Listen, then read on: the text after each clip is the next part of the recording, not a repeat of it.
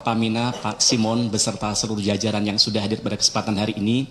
Kami mengapresiasi kehadiran panjenengan semua dan kami mengapresiasi juga atas paparan dari Dirut Pertamina dan beserta beberapa jajarannya tadi soal kesiapan mudik lebaran, Pak. Tentu ini sedikit membuat tenang kami dan masyarakat Indonesia, Pak. Namun innalillahi wa inna ilaihi roji'un, Pak. Di tengah bulan suci Ramadan, hari ini seluruh rakyat marah, Pak. Marah besar.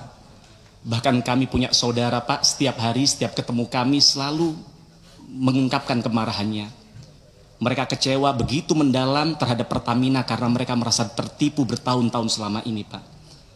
Seperti yang telah kami sampaikan di awal bulan Desember yang lalu tentang kualitas BBM Pertamina yang dipertanyakan oleh banyak masyarakat kami, hari ini kekhawatiran kami di tahun lalu, Pak, bom waktu itu benar-benar meledak, Pak. Maka pada kesempatan hari ini, pada RDP kali ini, jujur saja Pak, kami sedikit kecewa. Kami tunggu-tunggu dari tadi paparan soal terupdate Pertamax oplosan, tapi tidak ada sebait kata pun yang menjelaskan soal itu di kesempatan pagi hari ini. Padahal kami menunggu-nunggu rapat ini dari berminggu-minggu yang lalu, sampai kami coba ingatkan di grup Komisi 6 dan sebagainya, dan alhamdulillah hari ini terlaksana, tapi juga tidak bisa mengurangi kegundahan kami dan masyarakat kami, Pak. Maka harapan kami korupsi yang sudah ditangani oleh kejaksaan, yaitu Pertamax oplosan yang katanya sudah merugikan negara lebih dari 1.000 triliun rupiah ini, Pak. Dan juga bahkan yang kemarin yang terupdate ditemukan juga adanya kontrak oplosan antara Pertamina dengan pihak swasta yang sudah berjalan sejak tahun 2017. Maka saya berharap ada penjelasan sejelas-jelasnya, Pak, nanti di akhir sesi ini, Pak. Karena jika benar, maka ini adalah orkestrasi kejahatan totalitas yang masif dan terstruktur, Pak. Dari hulu ke hilir yang sudah terjadi bertahun-tahun. Ini di mata kami bukan hanya sekedar korupsi yang merugikan negara, Pak. Tapi ini adalah korupsi yang merugikan, menyakiti dan mengkhianati rakyat kita, Pak. Bahkan tadi malam, Pak Simon, ketika kami mau tidur, Pak, kami mendengar satu berita yang di-share oleh kawan kami di grup Komisi 6, Pak. Menangis hati kami, Pak. Sama tahu di grup itu apa, Pak?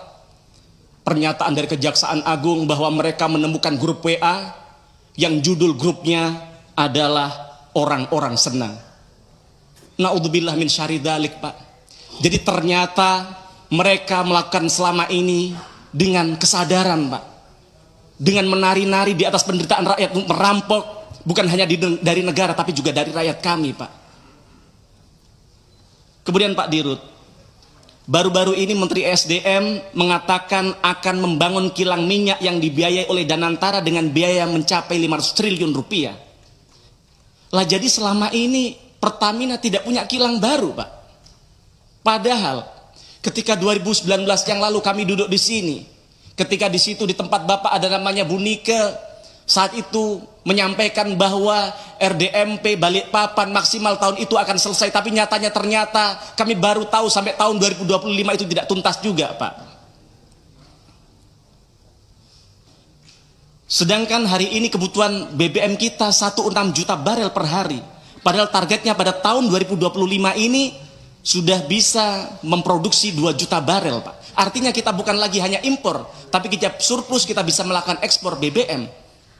Tapi ternyata semua itu hanya mimpi dan ilusi, Pak.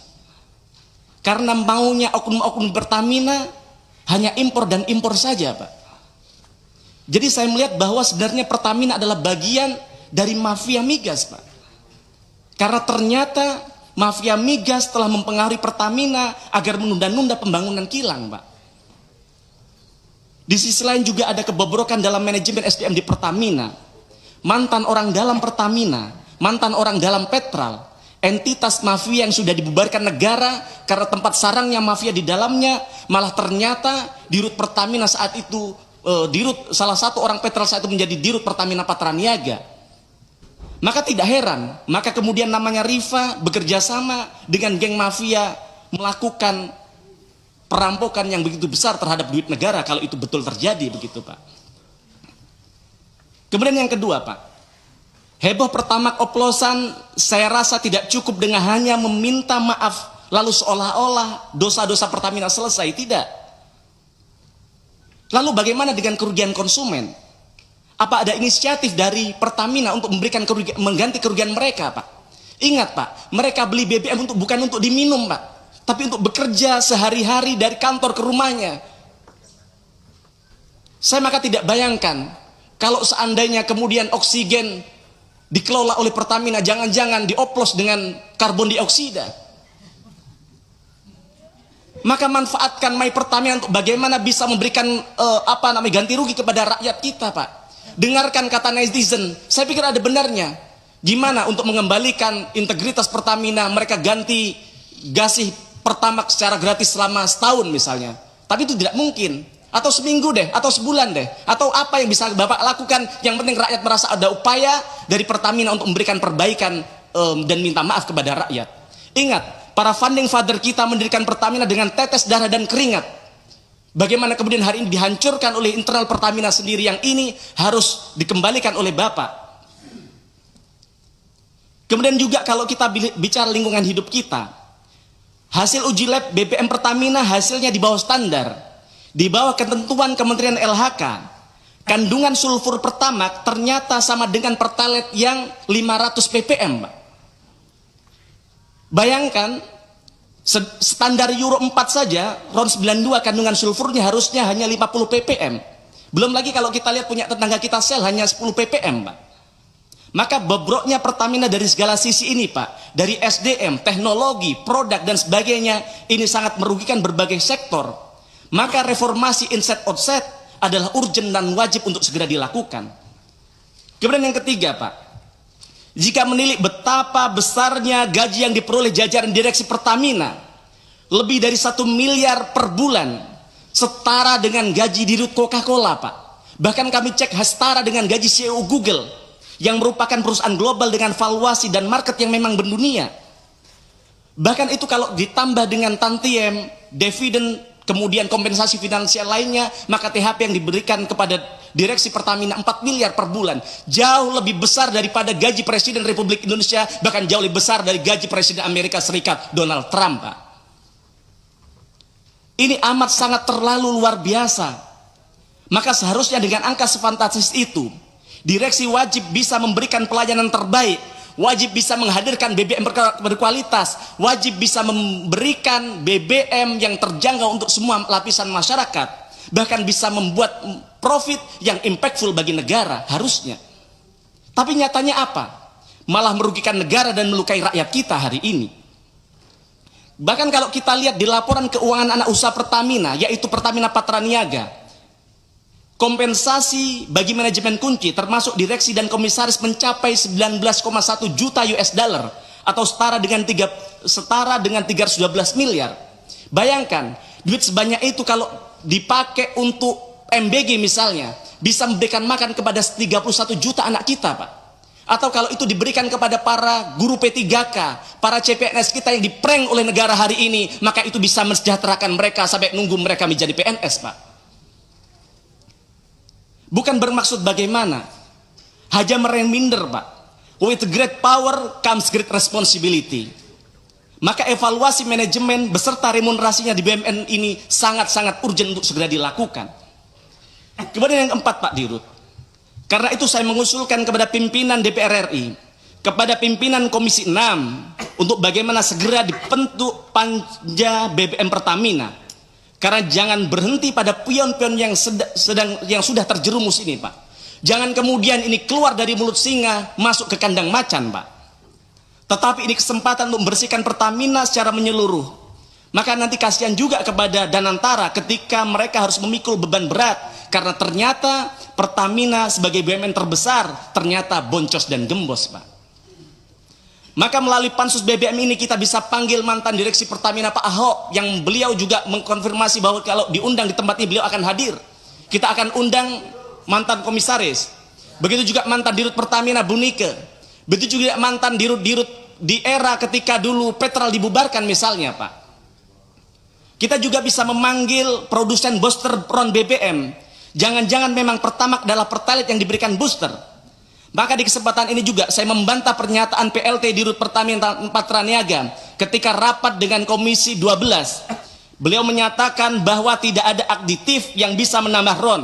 Kenyataannya Pak PLT, kenyataannya ketika Bapak buka Google, ketika Bapak buka e-commerce, banyak sekali perusahaan yang kredibel, yang menjual aditif, yang menjual booster, yang bahkan menjanjikan bisa menaikkan 5 poin. Misalnya dari ron 90 ke 95 yang jauh lebih besar dari Pertamax begitu. Maka saya sangat yakin masih banyak mafia, koruptor, penjahat lain yang masih bercokol di Pertamina ini. Mereka tinggal menunggu giliran saja untuk duduk pada posisi strategis. Yang artinya Pertamina tidak akan pernah sehat karena di dalam tubuhnya masih tersebar virus-virus yang dorman. Sedang tidur dan menunggu time yang tepat untuk bangun, atau bahkan mereka bangun cuman belum ketahuan, Pak. Maka kami usulkan panja BBM Pertamina untuk segera dilakukan untuk mengusut dari hulu ke hilir, Pak. Untuk melihat siapa saja yang terlibat dalam proses pengoplosan ini, Pak. Maka Bapak harus belajar dari Presiden Georgia. Bagaimana Georgia, Pak? Saat itu adalah negara dengan polisi lalu lintas terkorup di dunia. Bagaimana kemudian dengan keberaniannya pemimpin Georgia mengambil satu sikap dalam semalam mereka memecat hampir seluruh polisi lalu lintasnya yang korup. Dunia kaget. Bahkan rakyatnya sendiri takut, Pak. Takut apa? Takut kemudian ada instabilitas keamanan karena tidak ada polisi lalu lintas lagi. Tapi jangan tahu hari ini Georgia menjadi salah satu negara yang sukses dalam memberantas korupsi. Yang ini harus Bapak lakukan, Pak. Mohon maaf, mohon izin tanpa mengurangi rasa hormat saya kepada Bapak. Di samping Bapak, Pak Alfian, beliau mantan Dirut Pertamina Patraniaga. Bapak percaya beliau tidak terlibat? Saya juga tidak percaya. Tapi kalau kita belajar di negara Jepang, terlibat tidak terlibat, harusnya Pak Alfian mengundurkan diri dari direksi Pertamina untuk membuktikan dulu Bapak benar-benar tidak terlibat, baru kemudian kalau mau masuk lagi silahkan. Kemudian, Pak, untuk menyelamatkan nama besar dan bertahap mengembalikan kepercayaan publik, setidaknya saya mengusulkan 2 hal, Pak. Yang pertama, Pak Dirut, saya mengapresiasi Anda ketika konferensi pers menyatakan permintaan maaf atas kejadian Pertamax oplosan. Tapi saya kira itu tidak cukup, Pak.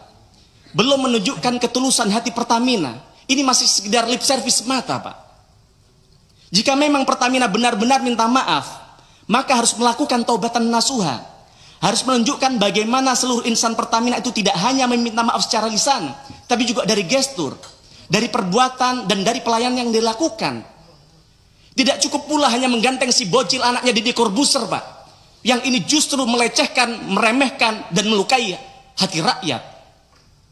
Juga tidak perlu mengendorse namanya Fitra Eri. Yang untung namanya Fitra Eri punya integritas. Karena dia tidak yakin ini tidak benar-benar terjadi, maka dia tidak mau melakukan. Tidak perlu juga bayar-bayar buzzer, Pak. Daripada anggaran Pertamina untuk bayar buzzer, untuk mengendorse anaknya Deddy Corbuzier, lebih baik uangnya untuk mengembalikan kerugian rakyat yang sudah mereka alami, Pak. Saya melihat perilaku insan Pertamina pasca Dirut minta maaf ya sama saja. Contohnya, itu Bukorsek Pertamina Patraniaga. Kami menyampaikan sesuatu secara resmi bahwa kami akan melakukan sidak fraksi PDI Perjuangan. Tapi ada balasan dari beliau, tidak ada. Mas Mufti, iya, aspirasi dari teman-teman sudah terlalu panjang. Sudah terlalu panjang, ya, siap. Okay. Sebentar, Bu, saya sedikit ingatkan. lagi, tinggal monggo, 2 lagi. Monggo, dituntaskan. Sebentar. Ya, sebentar. Okay. Sampai mana tadi? Nah, jadi maksud kami ada, Pak, harus ada permintaan maaf secara konkret kepada masyarakat. Yang kedua, Pak, tadi Bapak sampaikan bahwa Ramadan sudah dekat, mudik Lebaran sudah dekat, begitu. Maka harapan kami Pertalite jumlah stoknya harus ditambah, karena kita tidak tahu apakah masyarakat kepercayaan terhadap Pertamax sudah pulih. Karena kalau tidak, mereka akan menganggap bahwa Pertamax hanya Pertalite yang tidak antri. Maka jangan sampai kemudian nanti di lapangan mereka rela antri, yang kemudian stok Pertalite akhirnya habis, begitu. Kemudian selanjutnya, Pak, saya minta komitmen dari Pak Dirut, berani dan mau tidak untuk input semua pengadaan di e-katalog LKPP, Pak. Karena kalau tidak, ya seperti kata saya tadi, ini hanya keluar dari mulut macan masuk ke kandang buaya. Itu saja, mohon maaf, Pak. Ini bukan soal panjang dan lebar, tapi ini adalah soal nuansa kebatinan rakyat yang harus kami sampaikan di tempat ini. Matur nuwun. Assalamualaikum warahmatullahi wabarakatuh. Waalaikumsalam warahmatullahi wabarakatuh. Semua poinnya